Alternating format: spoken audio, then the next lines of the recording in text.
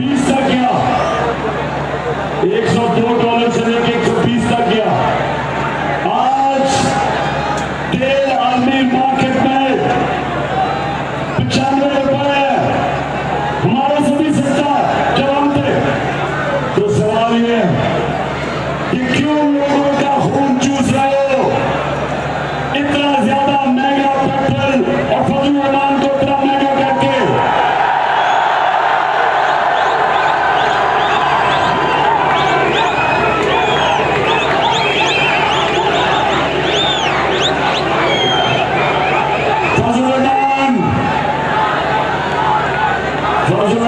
हज करके आया हूं। मैं अल्लाह से दुआ करता हूं कि शायद आपके दिल में वो कोई ईमानदार नाम डाल दे कि आप कम से कम डीजल के परमिट पे अपना जमीन नहीं बेचेंगे। अच्छा लाहौर, मुझे ये बताएं, इतवार के लिए आप तैयार हो? पीछे नहीं नजर आ रहे, तैयार हो आप? इतवार साइड पे तैयार हो? लाहौर ये जंग, बल्कि ये जदोजहद, ये इलेक्शन में मेरे या शबीर के लिए नहीं हम लड़ रहे। ये है हकीकी आजादी की जहाद। मुल्क को हमने आजाद करना। जो ये अमरीकी गुलामों को हमारे ऊपर मुसल्लत किया गया, और ये जो लोटे हैं रंग बिरंगी लोटे, ये देखें,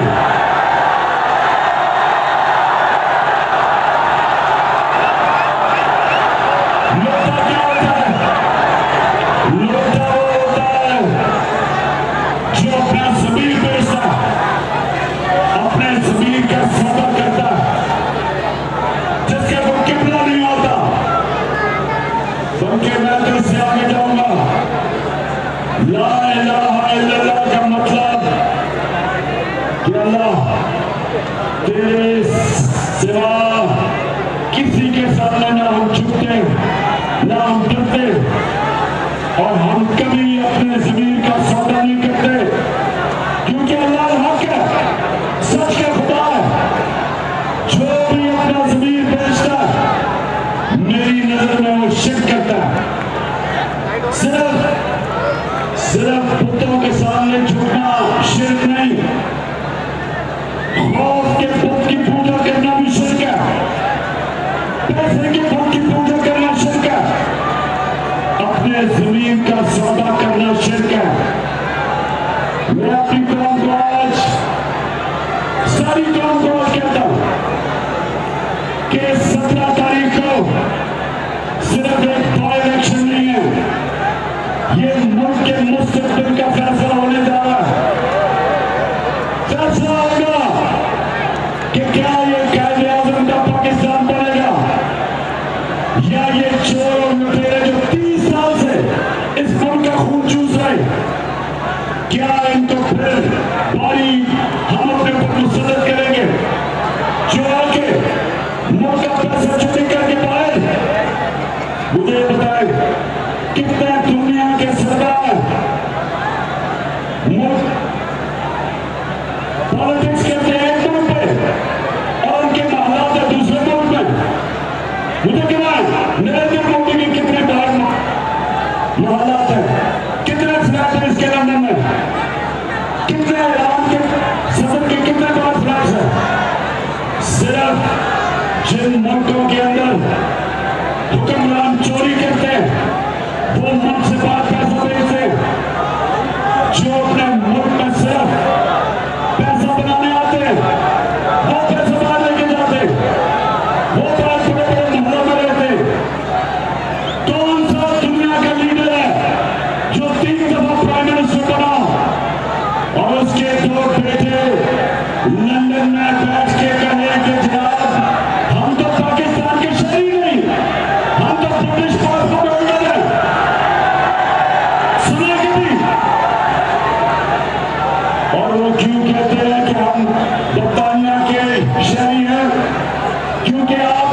पैसा चोरी करके वहां बड़े बड़े महलों में बैठे हुए।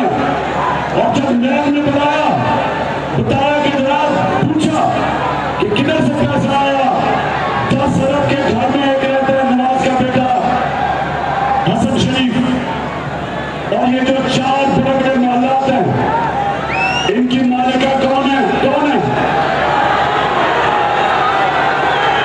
इनकी मालिका?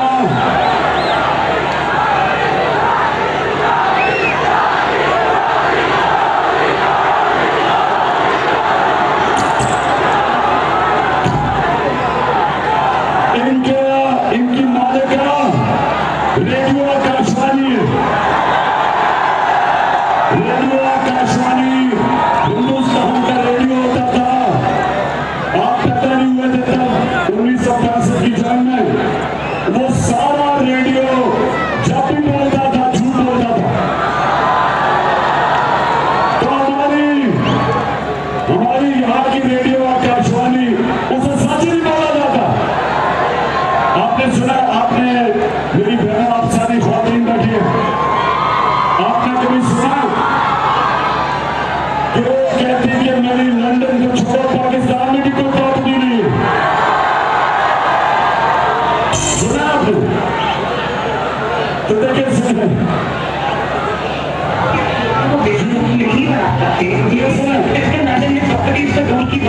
पाकिस्तान में भी कोई प्रॉपर्टी नहीं है।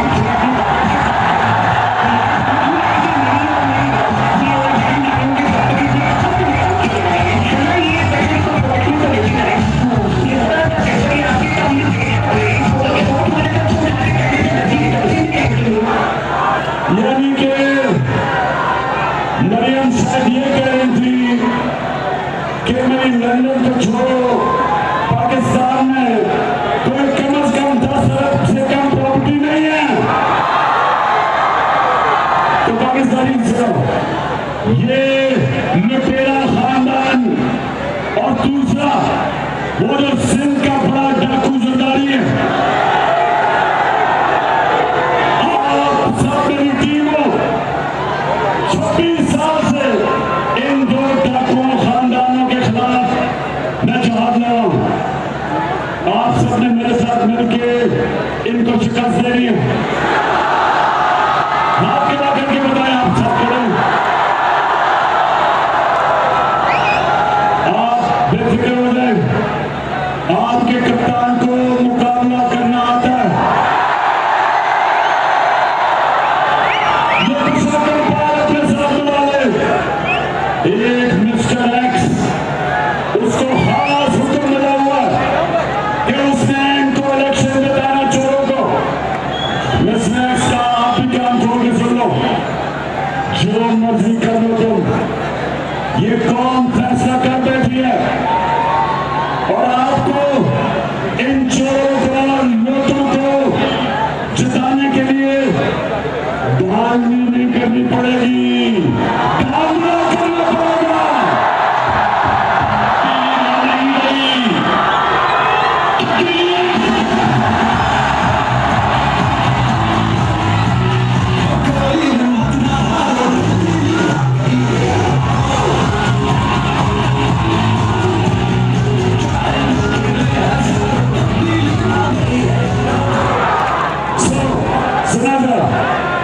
मैं सारों को आज खबरदार करना चाहता हूं कि अगर आपने धांधला किया इन चोरों को जिताने के लिए, तो अभी से श्रीलंका का हाल देख लो। वहां तमाशा देखा क्या हुआ?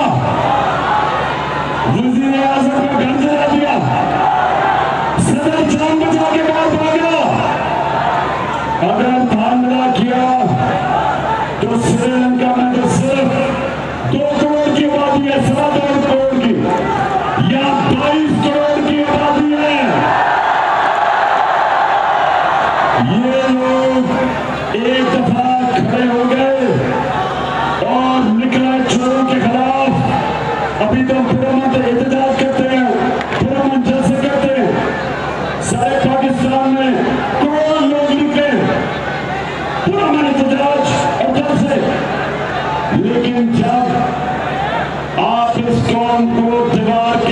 पे लगा दोगे, आप इनके खिलाफ झूठी FIR साथियों, इमरान रियाज जैसे साथियों के ऊपर जेलों में डालोगे, एयाज अमीन, अरशद शरीफ, समीर इब्राहिम, साबिर शाकिर, ये वो लोग हैं जो राय हाथ पे खड़े, उनको आप दीवार से लगा देंगे। जिस तरह 25 मई को आपने पुरअमन एहतजाज के ऊपर औरतों पे बच्चों पे शेयरिंग की, केसेस किए, घर में गए, खौफ फैलाया, ये याद रखें कि ये कौम सफर कर रही है, लेकिन जब आप उनको इत्तेफाक के साथ लगाएंगे, उसके बाद या श्रीलंका से ज्यादा बुरा हाल होगा, छूटने की जगह नहीं मिलेगी। और दूसरा, मैं अपने न्यूट्रल्स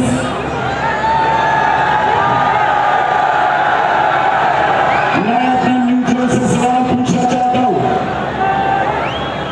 कि अगर घर के ऊपर डाकू पड़ जाए तो चौकीदार कहेगा कि मैं न्यूट्रल हूं। हमारे मुल्क पे डाकू मुसल्लत हो गए बैरूनी साजिश के तहत, तो क्या जिनके पास पावर थी, जो मुल्क के मुहाफिज थे, क्या आपकी कोई जिम्मेदारी नहीं थी इन चोरों और डाकुओं का रास्ता रोकने के लिए? और मैं ये आगे पूछता हूं कि जब 25 मई को औरतें बच्चों के ऊपर शेयरिंग हो रही थी, तो कोई आपकी जिम्मेदारी नहीं थी कि ये जुल्म रोकने के लिए?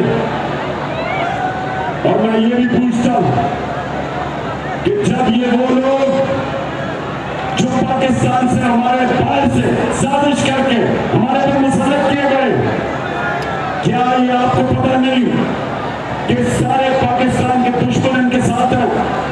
हिंदुस्तान में खुशियां मनाई गई जब चेरी ब्लॉसम शहबाज शरीफ को ऊपर बिठाया गया, खुशियां मनाई उन्होंने। इसराइल में अखबारों में खुशियां मनाई गई जब इमरान खान को निकाला गया। और क्या बाकी समझते हैं कि अमेरिका एक मजबूत पाकिस्तान चाहता है? आप समझते हैं अमेरिका तो हिंदुस्तान को अपना स्ट्रेटेजिक दोस्त मान चुका है, वो तो हिंदुस्तान के साथ खड़ा हो गया, तो क्या वो चाहेगा कि पाकिस्तान इतना मजबूत हो जाए जो हिंदुस्तान को खौफ आना शुरू हो? हमारे से नहीं चाहेगा। तो जो हमारे दुश्मन जब खुश हो जिन चोरों के आने पे, और ये चोर हमेशा अमेरिका की गुलामी करते रहे।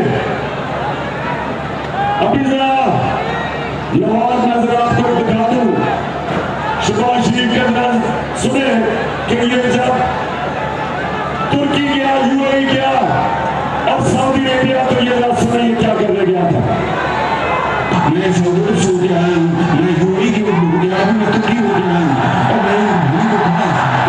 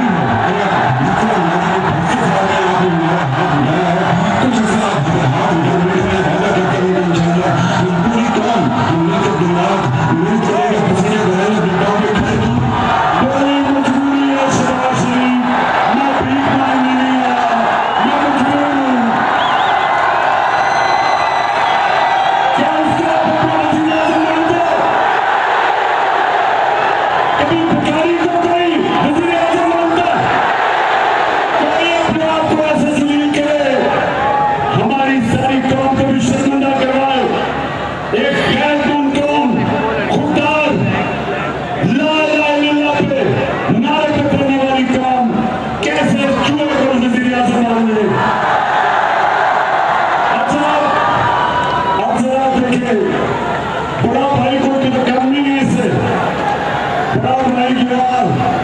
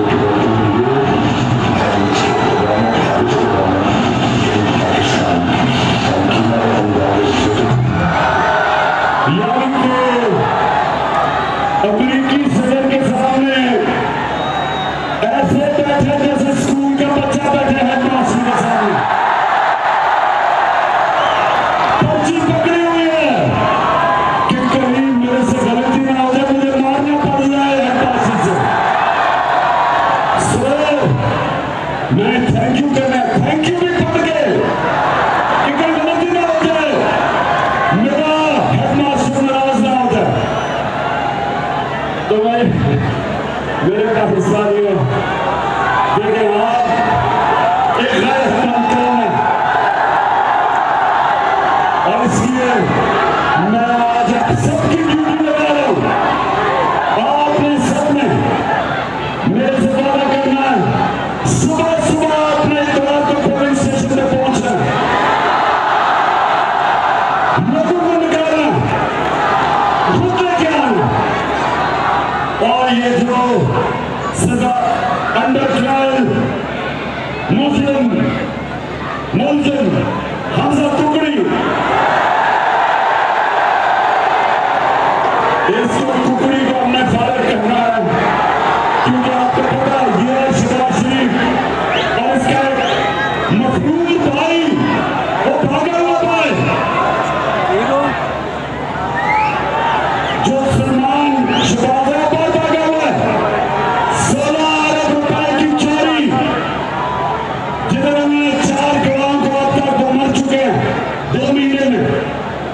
एक इन्वेस्टिगेटर मर चुका है, मकसूद चपरासी, जिसके बैंक अकाउंट में 4 अरब रुपया तकरीबन आ गया था।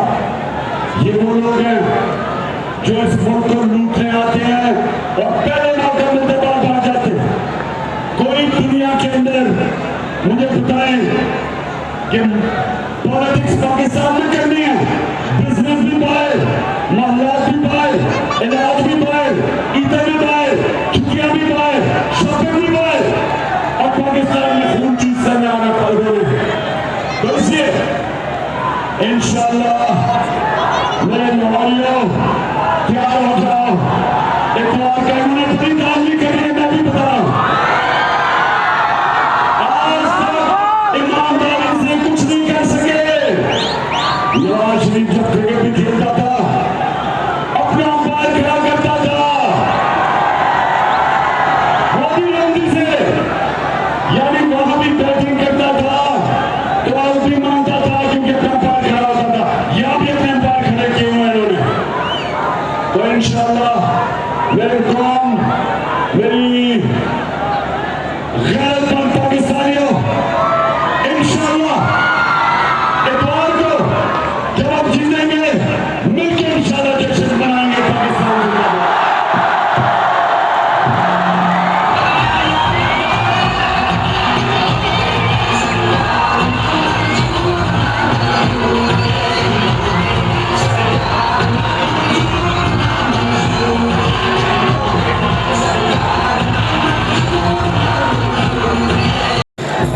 जी अस्सलाम वालेकुम। अभी पीपी 167 से इमरान खान साहब जलसे से खिताब करके गए हैं। जलसा खचाखच जुनून, उसका पूरा जुनून जो है, बड़ी तादाद में लोग आए हैं गलियों पे, छतों पर। ये आपके सामने ये देखें, ये कैमरामैन को कहूँगा ये दिखाएं। ये खान साहब अभी खिताब करके गए हैं और बहुत ज़बरदस्त स्पीच की है। इवन के उस स्पीच में इलेक्शन कमीशन को भी वार्निंग दी गई है और हमारे आर्मी चीफ न्यूट्रल सरकार को भी उन्होंने कुछ बताया है। और कुछ इस किस्म के शहबाज शरीफ और उनके भाई की ऐसी क्लिप्स दिखाई है कि जलसे में लोग हंस हंस के पागल हो गए थे और बहुत इंजॉय किया जलसे को।